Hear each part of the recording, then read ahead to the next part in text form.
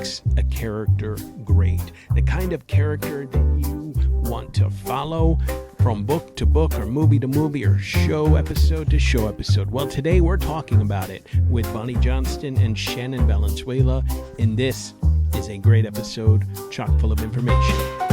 Write, publish, repeat, it echoes through the air. A chorus for creators, a call to those who dare.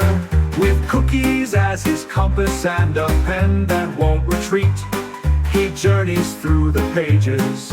Write, publish, repeat.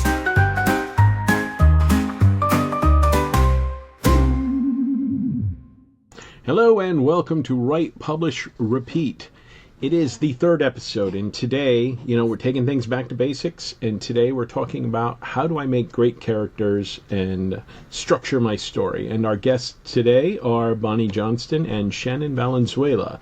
And Sean will now introduce you to Shannon, who you are first meeting. Well, actually, Dave's just meeting Shannon for the first time right now also, right, Dave? Yes. Yes. Okay, so I met Shannon in November, and we share a manager. We both have Spencer is our manager, and I love Spencer. I think he's one of my favorite people in the world, and I totally trust him with my career. So Shannon apparently does also.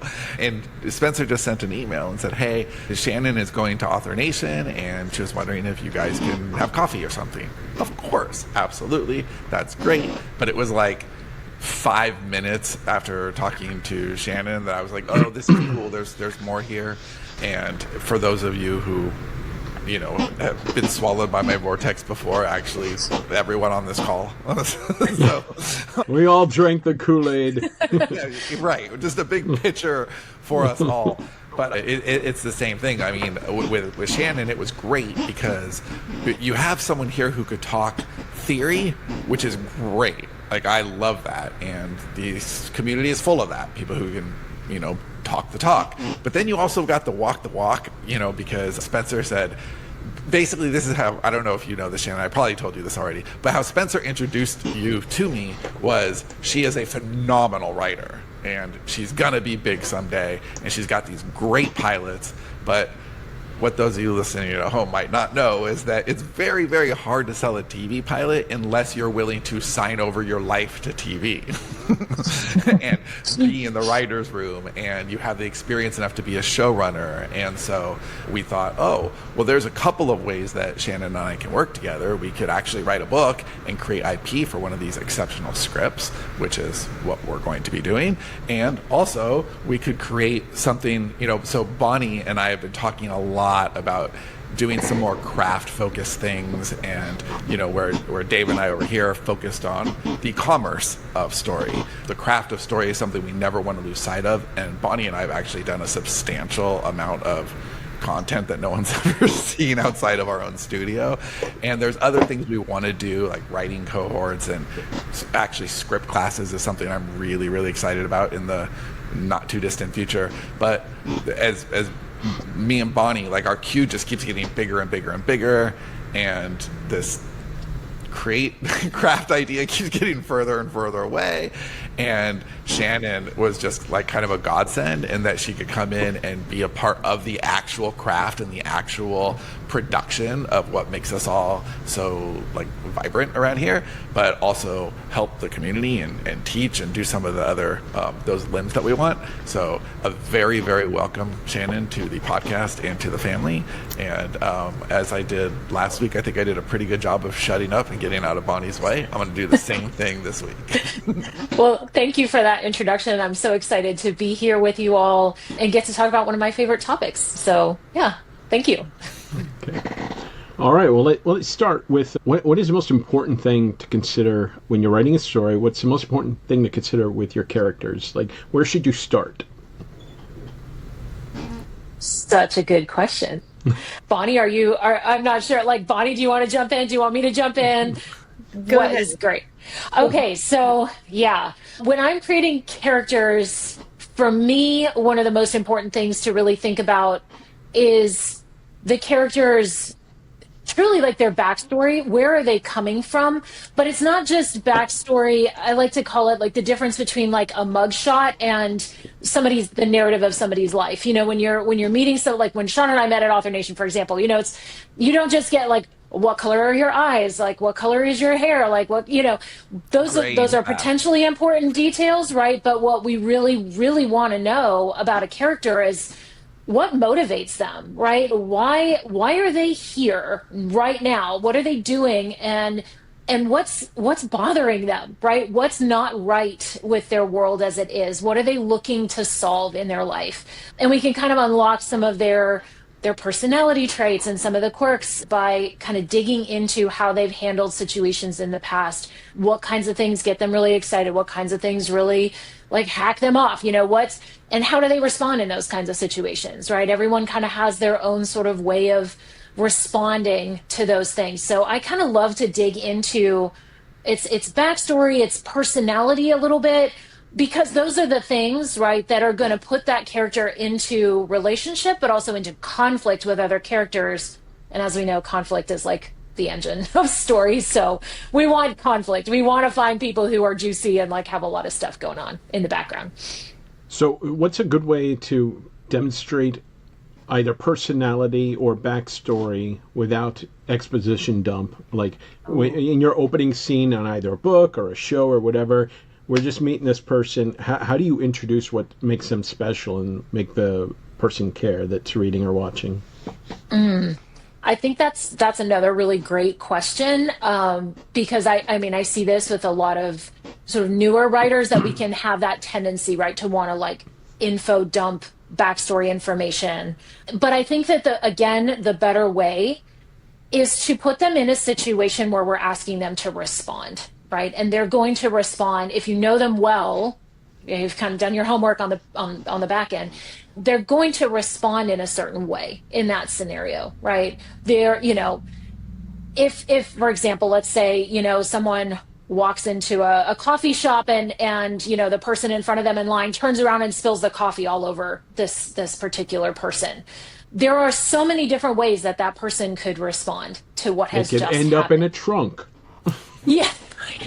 We hope not. I mean, they haven't gotten their coffee yet, so I mean, potentially, depends on, But yeah, I mean, there's so many ways, right, that person could respond in that instance, that it gives us a little bit of like a window or an insight into who they are, how do they respond when things don't go the way that they expect, So I like to think about it that way. I like to put them in a situation where we can immediately kind of start to see their personality shine through, right? Give them a conversation, give them an action, give them something that's happening to them, and then have them just sort of put that on display, put their personality on display. Script. So scripts are great because you have to do a lot of like very strategic work, because it's all show, no tell. Like you can't tell anything. If it's not visually represented on the page, then you have failed on that page. And so you did, or I mean, it could be audible also, because I'm about to become a dirty liar if it has to be visual.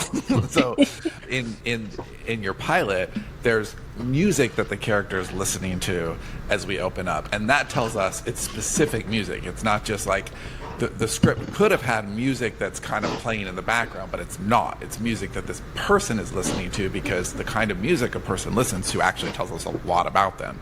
And so little shorthand pieces like that, I think, are really helpful for the reader or the audience, if they're watching, to understand the character. But I think it's also helpful for us as creators to make those decisions, because it helps us it informs who the character is, and then we can kind of stick with them once we know. So you're saying if you have an action hero, you shouldn't introduce them listening to like Yakety Sax, the Benny Hill theme? You could, if it's like, I mean, actually, I think that would be amazing. It's just, what are you trying to say? Joel and I have a script that we wrote for a book that Johnny and I wrote called The Target. And it's two brothers who are in an insane asylum, but they're assassins. That would be actually a really amazing way to maybe open a scene there. So I don't think there's anything you can or I don't think there's anything you can't do. I think you have to if you want to come up with something zany, and you know me, I love a zany idea, but the zanier the idea, the harder you have to work to prove it to the audience, and not so it's not just you're wasting their time or it's all about the idea. It really always has to be about the character, even if the idea is bonkers. Now, do you take this the way we're introducing the main character? Do you do it? Did you do the same thing with the antagonist, or do you do it slightly different? I think it really kind of depends on what's going to serve the story. What do we need to know? It really kind of comes down to what does the audience need to know, and when do they need to know it? So I think that just sort of depends on when we're seeing them. In what context are we seeing them? I think the antagonist is you can be a little bit more mysterious maybe with the antagonist in some ways, depending on when you're bringing them in, I think. Okay, and when you're creating characters, do you like to figure out all the stuff, their backstory, all of that, and outline their whole arc from the very beginning?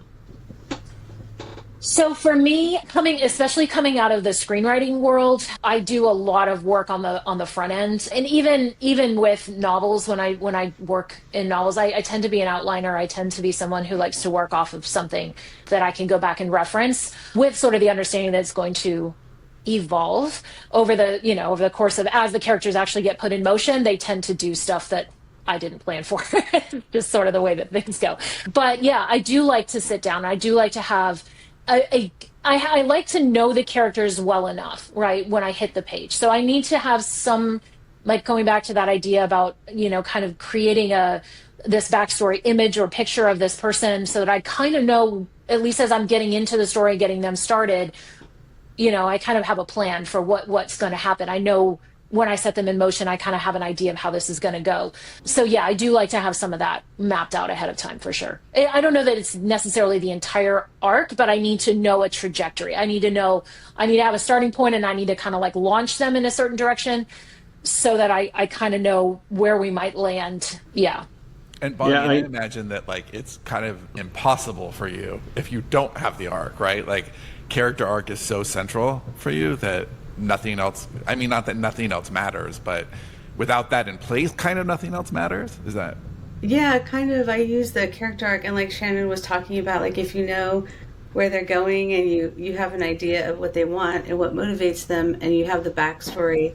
For me, like, character arc really determines how the story is going to end, because it's not just about what happens at the end and like how it happens. How it happens really determines based on how you want to trigger the conclusion of the character arc. And it's like, if I don't know what the character arc is, like, I could make up an ending, but in terms of having emotional impact or having it actually matter, like, I absolutely have to know like what that change is going to be, so I know how everything that happens in the last act is going to be pushing the character towards that moment of change. This is a question for both of you. Are there tells, like, when you're watching or reading, but you're experiencing a story and the storyteller's a little sloppy, and they basically have decided that this thing needs to happen, and so the character is just like is not consistent with who you believed they were established at? Like, what are the certain tells? Can you see it coming ahead of time? Are there certain things that, well, here's how you could have avoided that? Yeah, usually you can tell that that's going to happen. Usually you can tell that's going to happen because things that happen even earlier in the story are happening without there being like a really clear connection to character motivations, and like the causality will be weak, and it'll all be externally focused. It'll be like, oh, this happened because these things are happening in the world, but you won't actually see the character being active and making decisions that make a difference. And I don't know about you, Shannon, but like when I see it like suddenly hit, it is like, it feels like a plot hole to me, because it's like you can see the strings and like the character has become a puppet, right? Yes. Yeah, I had a story coach one time who said that's like writer agenda is like showing up. Like the writer's agenda is like literally just front and center. You can just tell exactly what you're saying. You feel the puppet strings moving. And I was going to say exactly the same thing as Bonnie did about character reactivity, that if you notice that stuff is happening to the character and they are having to react, but they're not actually driving what's going on, they're not actually making those choices, that can be a big sign.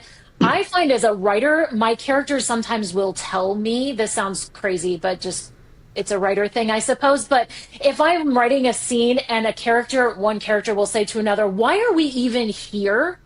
Like, what are we doing here?" And I sometimes that catches me, and I say, "Yeah, what are we doing here?"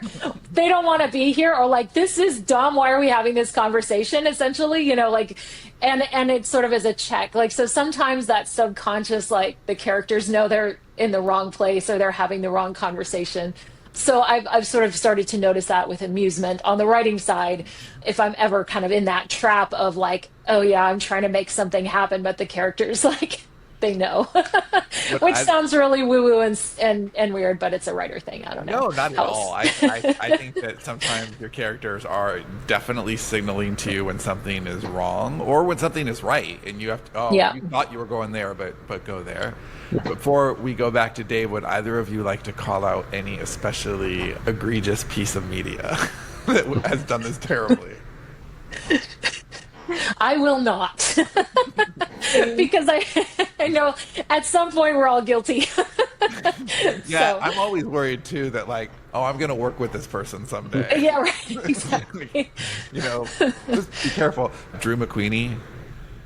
No, I don't. So he used to do movie reviews for Ain't It Cool way back in the day, and then he became a director. He did Doctor Strange for Marvel and some other stuff, and I saw him talk at the Austin Film Festival a few years back, and he was talking about, yeah, I said a lot of shit about a lot of people, and then you meet those people and you forget the shit that you said about them. They don't forget though. No, they do not. So being open to like character changes and stuff. What weren't they going to kill Jesse like very early on in Breaking Bad, and they didn't? So how do you like, you might have something planned for the character. How flexible do you keep yourself to the story and what that character might offer that maybe you didn't see to begin with? I think it kind of goes back to what Bonnie was saying a minute ago about kind of knowing where you need to land, knowing where you need to end up for the story that you want to tell, and for the themes that you're trying to bring out, the questions maybe that you're trying to raise and maybe gesture towards an answer to. So I feel like, if you have sort of like a start point, I like to think about it sometimes like a Google Maps kind of situation. You plug in your beginning destination and you plug in your ending destination, and then it might give you 4 or 5 different ways to get there, depending on like traffic flow or depending on whatever, or like all of a sudden there's an accident and you need to take a detour, and it's going to give you some other options to go, but you're still anchored, right? You still started somewhere and you're still going somewhere. So it's not like you're just you started off and you were trying to get to, let's say, Austin, and you end up in, I don't know, Los Angeles or something like that, right? We're like still on the path towards that ending destination, but there can be that flexibility as you go through, right, on the route that you get there, depending on kind of what comes up in the story. So I don't know. That's sometimes how I like to think about it. I think it's also important to like know your own process. Like for me, I know I am 100% when I get somewhere in the middle of Act 3, and when I'm doing I'll do a big picture outline and everything will look cool. And then I'm doing the detailed outline where I'm starting to put in snippets of dialogue. And somewhere in Act 3, I'm going to be like, oh man, I see how there can be just such a better ending than I had in the big picture outline, because I figured so many different little things out about the characters, and they've taken like little detours along the way. That's happened to Dave more times than I can count. Right. Right. And like, thankfully, if it happens in the detailed outline, it doesn't happen in the draft. But just like, I expect it now. I just expect at some point in Act 3 in the detailed outline, I'm going to junk everything that comes after the midpoint and start over again. Okay, this sounds like a joke and like I'm busting on Dave, but I'm actually not. It's a serious question. So what happens if you get the detailed outline and you agree this is what the story should be? I've gone through the characters, I've made all the micro changes, and now I have this story. And then we've done that with Dave, but then within that draft, his version of those characters start making a lot of different micro decisions, and then same thing happens to him, but it's not on the outline level, it's actually in the draft. And we're like, well, shit, now I've got 25% of this book left, and I don't agree with the story. So what do you do in that situation? I think it kind of depends. Like, if you're the kind of person who can figure it out in the outline, it's like giving yourself more time there. But if you're generally the kind of person who is going to figure that out in the draft, I think you just have to say, okay, that is how my brain works. So how do I get through the draft to that point in the story as fast as possible so that I can see where I'm going to be, so that I know, because I know I'm going to have to go back and do some rewriting. For me, it's I kind of think back to when I was playing as a child. I played with action figures, and I'd have a whole story I was making up as I went. And when I'm writing, it's completely different than when I'm doing an outline. I'm like in their heads, I'm in their world, and I'm seeing things differently. And sometimes I'm seeing things like, holy crap, why did I think that was a good idea when this is so much better? And I'm not going to say that my way is always better. Like, I might get lost in the story or whatever, but definitely part pantser in that way, that I need to do it in the story at some point. It's going to change. Yeah, I think that's really the key, right? Is sort of always keeping that flexibility in mind, right? Always knowing that, I mean, you can and sometimes people do, right? They spend so much time on the pre-writing that they never actually are getting to the page, and you want to get to the page because that's really where the story is going to happen. And also knowing that sometimes you can have the best plan in the world, but once you do start writing, it doesn't feel right for some reason, right? Once you get those characters in motion, you get them in. And sometimes that means you need to go back to the outline, and maybe you need to do a little bit more thinking there. So there's always I like to be like, there's always this give and take, right? There's this flow that happens between kind of like the planning brain and then like the writing brain, like David was just talking about, like where you're sort of in the world, you're immersed, you're with the characters, but then you can kind of like almost like pull out of that and go back to the analytical side if you need to, and like rethink some things and come up with some strategy. That's where like I find story feedback super helpful, because sometimes you need help like pulling out of the story enough to be able to see kind of like what's going on and help you think through alternatives sometimes. Collaboration like, for the win. Helpful. Yeah, 100%. What's a good way to get story feedback if you don't like have a community of other writers or whatever? Like, are there ways that you all know that you can do that? Finding maybe beta readers, really early beta readers, I don't know. If you don't have a community of other writers, going to writing conferences and just meeting even a couple people. When I started out, I had like one friend who I met at a writing conference, and it was just enough. She could give me feedback and tell me what she liked and didn't like, but I could see how what I was writing was hitting somebody else. So like looking for that, I mean, that's always something that is helpful if you can build that into your life. But if you absolutely positively don't have someone who you can collaborate with, working with an editor is another way to do it, because that, especially a developmental editor whose job it is to help you see where your story is working and where your story is not working, it's expensive, but it is a way to do it. A lot of the AI tools out there do not do a good job at all of developmental editing. And even if they give you sometimes good feedback, they'll give you bullshit that you should not listen to. And if you're just starting out, you won't know the difference. Yeah. Like you won't know the difference from inappropriate advice, right? Yeah, it's not just that. It's not just that the LLMs like do hallucinate or just like flat out lie sometimes.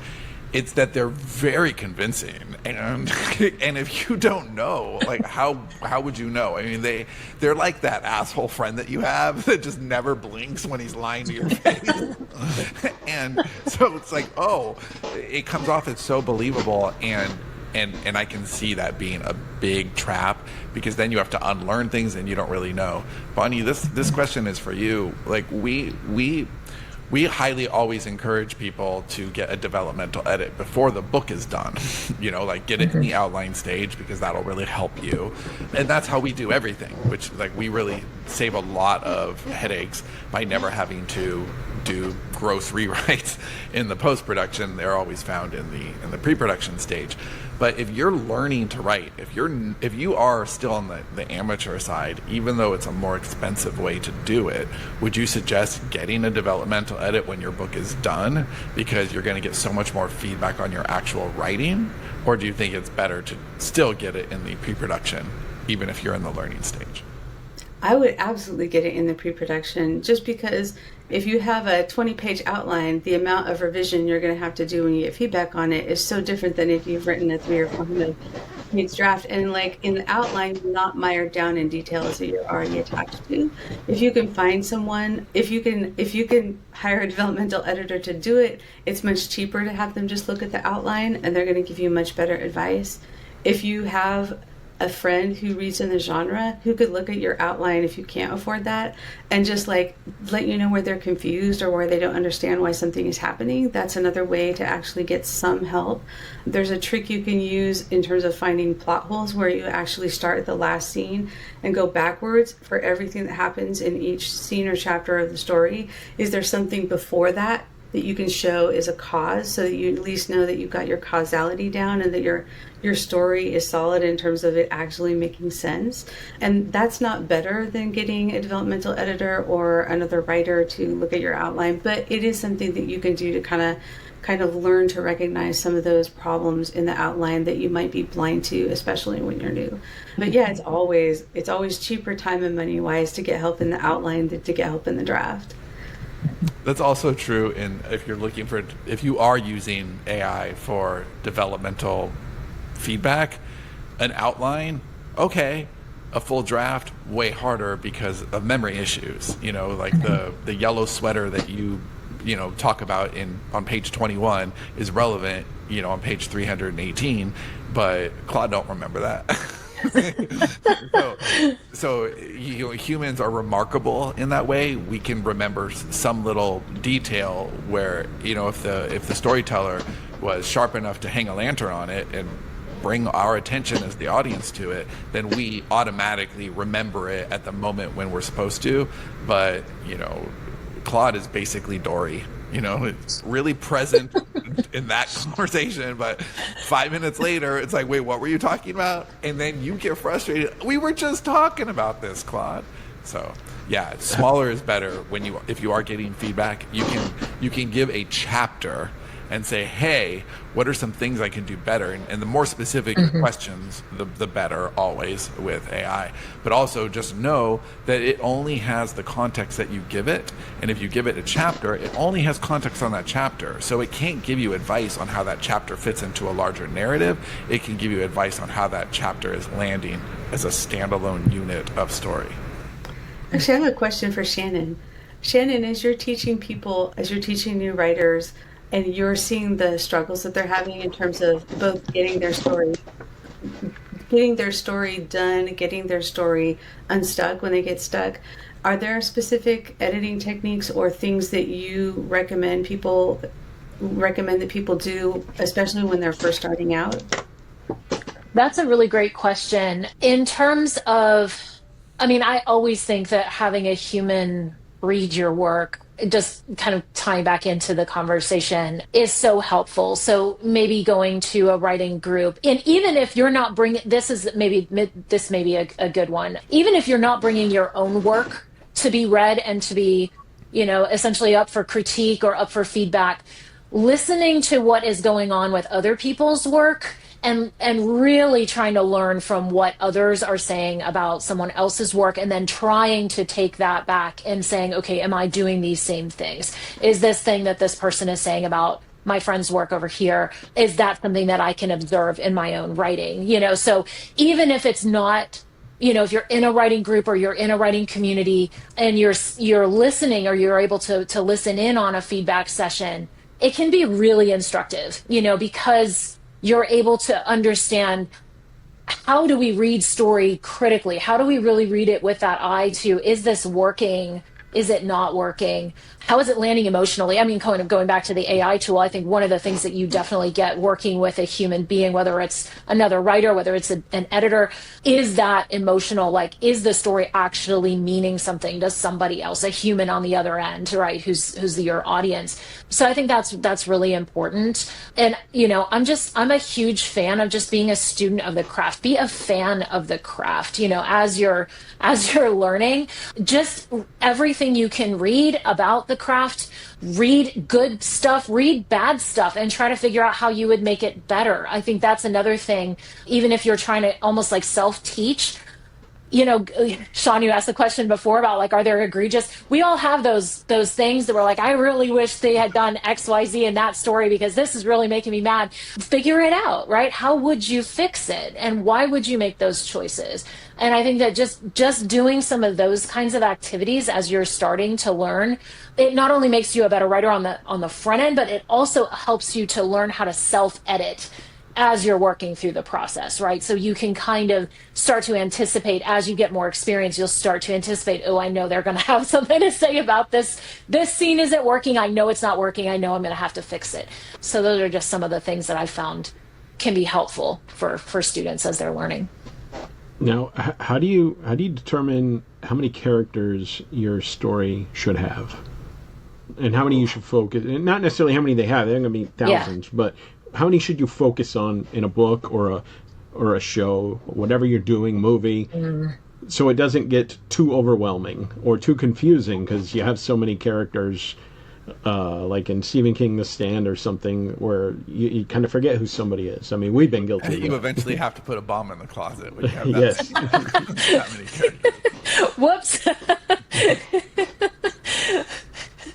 I always kind of like to go back to the principle of like no more than absolutely necessary, I think is really kind of key. I mean, I know on the screenwriting side, they'll be like, could you consolidate these 3 characters, please? Because like they maybe all have like 1 or 2 lines, you know, how economical can you be while still telling the story that you want to tell? So what, you know, it's sometimes you have to cut somebody, right? Sometimes you have to like make those choices, or like all of a sudden 3 characters become 1 character because you just don't have the bandwidth to kind of track all of these people. So I think it's as few as necessary, maybe is the best way to put it. I don't know, Bonnie, what you might think about that, but that's sort of my general rule. 100%. It's just like, what's the minimum number of characters you need to tell the story, and like, how do you make sure that like every character has a purpose in the story? And if they don't, it doesn't matter how fun they are. Like they need to go in another story. Yeah, it also helps to work with people like Bonnie and Shannon who are like, away with your fancy ideas and too many characters, because that is so craft focused. And you know, craft focused, if it's the right kind of craft and the right kind of prism, is just another way for saying audience focused, experience focused. Because it's very easy for us as creators to put ourselves first. And if we're trying to create lasting things that matter to an audience, especially in a commercial sense, then we have to pay attention to the craft, because the craft revolves around the experience.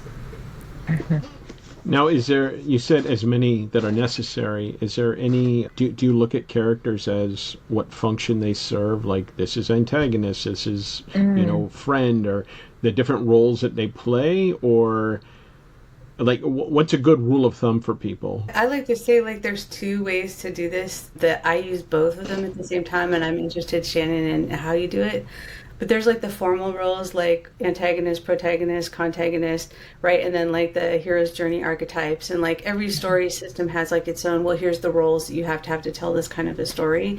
But then there's also like, what are you trying to do with the story? It's like, if the goal of the story, if like the heart of the story is to show, even though it's not like the main thread, it's running through everything, is to show the bonding between this character and their dog, I'm going to go like, what characters do I need to actually put the characters in situations where I could just like increase those bonding opportunities? So looking at it from like an archetypal level in terms of like what those traditional roles are, but also what are the roles that you personally need to tell this very specific kind of story that you're trying to tell. So like, so you might have like somebody in distress just to show the heroes, what they'll do to help somebody in need. So you might add that type of character. Is that what you're saying? Yeah, and again, going back to what Shannon said about being economical, it's like, how can you use the characters you have to the maximum? Like, do you need someone to like be the abuser of the dog? It's like, well, maybe the villain should also be the abuser of the dog, right? Or someone who's working with the villain, one of the villain's henchmen. It's like, don't add a separate person if you don't have to, if you can find someone who can fulfill that purpose. But sometimes, I'm sorry, go ahead, Bonnie. No, I was just going to say, Shannon, you might have some more thoughts on that. I would just say, kind of going along with that, that the more you can almost like layer roles in a way, the richer those interactions become. And remember also that a character may shift roles in a scene, right? So an antagonist is just anybody who's getting in the way of there is an overarching antagonist of the story, generally speaking. But you could have a scene where the person who was your sidekick character is all of a sudden in an antagonistic role because they're getting in the hero's way, right? Succession. Yeah, exactly. Yeah, so just kind of understand, like, it's great to understand and like know and love your archetypes, right? And really kind of understand what function do they serve in the story, but also understanding that as the story is moving, those relationships can almost like change position, right? You can have people rotating into other roles as you move through the story, just depending on what's happening. But I love what Bonnie was saying about layering. If you can have the antagonist also do the work of helping to showcase a certain aspect about your character, it's always good. And sometimes you just need body count. So sometimes you just need a walk-on character to do something, and take something that's not an ensemble cast where there's like a lot of main characters, but something like one of my favorite limited series of the last many years is 1883. That was just such a extraordinary piece of writing and directing, and you have a lot of characters on there, because it's the whole Oregon Trail. These people are all going here, but you have the main characters, and then you have people in the background. And in a situation like that, those walk-on characters are there to like prove the point that there's this big party, but also to kind of embody the danger, right? And so you always know, like, okay, we've seen this character in the background for 3 episodes. He just got a speaking line. He's getting a bullet to the face before this episode is over. Like, because that's it. And that just shows you how important character is. If he just took a bullet to the face without that line of dialogue, but if he says something like, "What a beautiful morning." Dude, that dude is so dead. Rock to the back of the head, right? Because we've just experienced life with him. We just know that he's appreciating his life. So that means it's going to hurt a little bit more when we see him die. And so if he's just in the background, Beardy just took a bullet, that doesn't really matter as much. But if Beardy has a line of dialogue, then we feel it just a little more. So I think sometimes you just need characters to exist, and they are fodder, and that kind of sucks for that character. But we bring them into this world, we can leave them. So I think that if you are going to have those walk-on characters, do your very best to make them real and embodied in the little time that you have them. And since we already brought up Stephen King's The Stand once, let's do it again. Stephen King is exceptional at this. He is so good at giving you 1 to 5 paragraphs to bond with somebody, and then he'll kill them. And then you're like, oh man, old lady Rudemeyer, shit. And The Stand is really great at this, because as Captain Trips is spreading across the country, he's going from person to person to person to person, and just giving you this very, very little time with them before the irony is there. What's happening. I read that book when I was, I want to say 11 years old. I haven't read it since, and I still remember that sequence very vividly. And that's like, you don't need a lot of space sometimes to create really compelling character work. My favorite example of that, just as like a humorous example of that, is if you all know the Lego Batman movie, there's the character at the beginning who's like, he's leaving his job and he's like, nothing bad ever happens to me, and then boom, like that's the depiction. Yes, it isn't exactly as clear as like, what I love about that particular movie is it's absolutely like, if you want to look at story structure and you want to look at sort of the rules of storytelling, they just bring it all up to the surface and just make sort of make light of it, but you can see what's going on there, right? And here's this like character who's literally there just to like introduce your antagonist, you know, and like have the Joker like show up, and it's all kind of just it's a great it's example. a funny, I love it. it's hilarious. I happen to love that movie for that reason. And actually, that's another thing I tell a lot of my writing students: if you want to really see structure, particularly on the screenwriting side, but I think just generally story. Watch children's movies, like especially Pixar, Disney stuff, the Lego Batman movie is a great one, because the story structure tends to be closer to the surface because it is for a younger audience. You can kind of get to see how it's put together a little bit more clearly. It tends to follow the beats really by the minute, you know, like it's gonna, you know, inciting incident is going to happen like 10 minutes in, like, you know, it's all there. So yeah, that's just Do you a have a tip favorite if you Pixar like movie? watching that. Yeah. Me? Yeah. Oh gosh. I don't know. I love them all. So I don't know that I have a favorite. Even the dinosaur one. Okay. Maybe not the dinosaur one as much, but I do enjoy. Yeah. Bonnie, Dave, do either of you have a favorite Pixar? I love Monsters Inc. I haven't seen a couple of them still, but Monsters Inc. is like one of my favorite movies. Dave. I loved Inside Out too. Yeah. If I was choosing on my own, I'd say Up, just for the beginning sequence alone, Yes. which did amazing things with 10 minutes. Otherwise, though, I'd say the movie I've watched the most, and it's simply because it's the first movie my son watched as a baby and loved it, was Cars, the first one. That's a really good movie. Went through that phase. It with is me. good. I'm like, if I never see Cars again, it's too soon. I didn't like the love second Pixar, one. But Cars, Yeah. I've seen Cars enough. I think you should watch it again. No, my favorite is Ratatouille. Ratatouille's awesome. I just love Ratatouille. Awesome. I think the character work in Ratatouille is exceptional. I love the theme that anyone can create art. It doesn't matter where it comes from. And that shot, I just watched this over the weekend again too. I watched Ratatouille a couple days ago. And that shot, it gets me every time. I've seen the movie 10 times and I still get weepy when Anton Ego takes the bite of Ratatouille and he's back in his childhood, and then you get the voiceover of his review. Oh, that shit is so A+ writing. So good. So good. So, what are some of the ways that people can create a memorable character, but also, you know, something unique and memorable, but something that still is grounded in, you know, relatability or something? Like, how important is that to mix those two things? Like, is there any rule of thumb, like, the more over-the-top somebody is, like, say, Negan from The Walking Dead, he's just bashing people's heads in, but then he might have this tender moment later on that, like, has to be a little, it does a little bit of the moving him to a closer to a normal person so you can relate a little. I don't know. Is there any rule of thumb there that maybe the more outrageous they are, the more of a humanizing thing or grounding thing they need? I think it kind of depends on what you're trying to do with a character, because a lot of times larger than life characters are not the main character of the story. They're actually, the main character will be more of an everyman or a more realistic character who's surrounded by larger than life characters.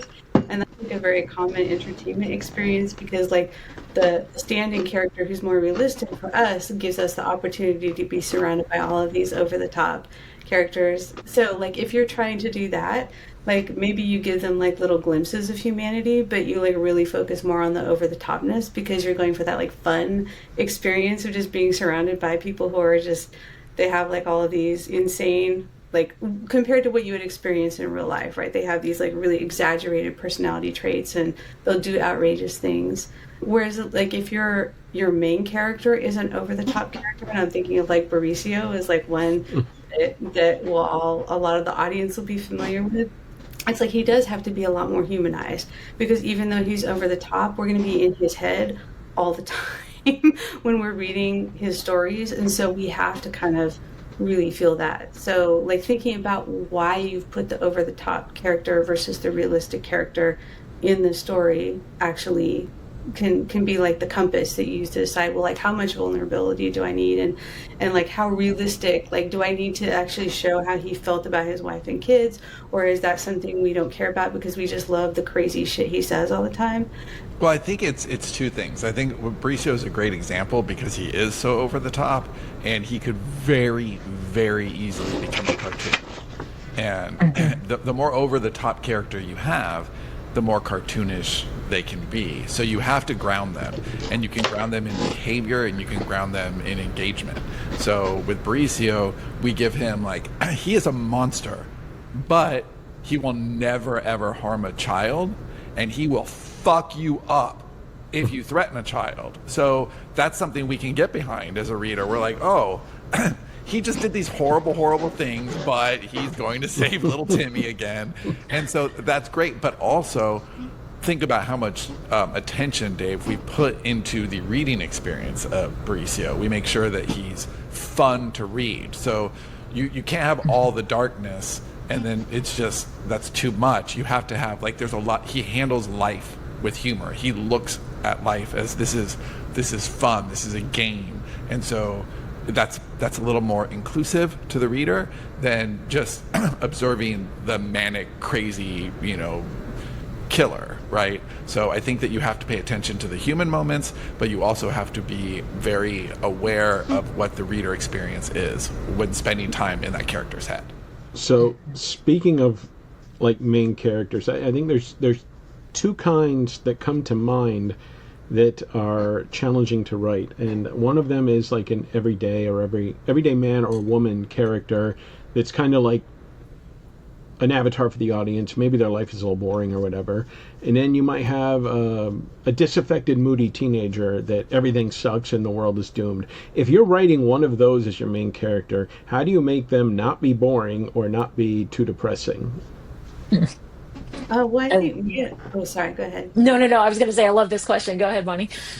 Yeah, I was just going to say, like, Neo is a fantastic example of this, because, like, literally the only thing you know about him is that he has a day job as a programmer, he hacks at night, and there's this noodle shop that he really liked that turns out to be fake, and that's literally all you know about him as a human being, except that he has the same existential angst that everybody has experienced of, like, the world is not right.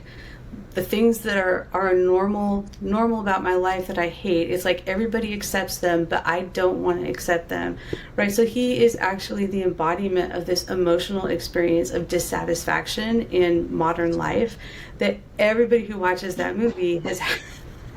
He also helps his neighbor take out her garbage. That's true. Oh, that is true. So a little bit of sympathy Save there. the cat. Yeah. Save the trash. Moment. Yeah, he Save the saved trash the old lady moment. next door. He saved her cat. Yeah, so I love that. every man characters are like, you really have to tie them into a universal experience and like really give the reader like no friction in terms of getting into their head, like nothing about them that would be objectionable or make the reader go like, oh yeah, but I don't want to be 100% in their head, but also just like really tie them to an experience that the reader's like, I feel this all the time. I have no problem understanding exactly how he feels all the time. And then everything else that's cool about being Neo, once you actually are in his head, is actually what's happening to him, right? This whole experience of discovering that he can have godlike powers and that reality isn't real, and like all these wish fulfillment elements, like because you've bonded with him through that experience of like, wow, why does my life suck? It's like you want to be with him even when things get really bad. Now the second part of the question, the moody teenager, everything sucks sort of character, how do you write them in a way where the audience is still sympathetic to them? Like, because if they whine too much, then the audience will be like, I hate you too. Like, I think that Inside Out 2 actually might be a great example of that, of doing that really well. Because, like every adult who's kind of reading a YA novel where you might have a protagonist who's in that situation, we've all been there, right? I mean, we've all had that experience. We all know what that's like, to kind of feel like you don't know how to handle what the world is giving you. But what I think that movie did so well was kind of give you that sense of the inner landscape of like, I don't know what's happening, right? It's like Riley, she doesn't understand what's going on with her, and she's just trying to navigate this crazy new world where all of these things are happening, and things that she took for granted are kind of getting pulled away from her or are being put in jeopardy. So I think that's part of it is, and they can't be one note. I think that may be the other thing that I would say is there needs to be some kind of a break in the moodiness to show us that there's hope for this character to fix whatever that is that's going on internally, right? That kind of like transformation that we're looking for by the end of the story, whatever that's going to be.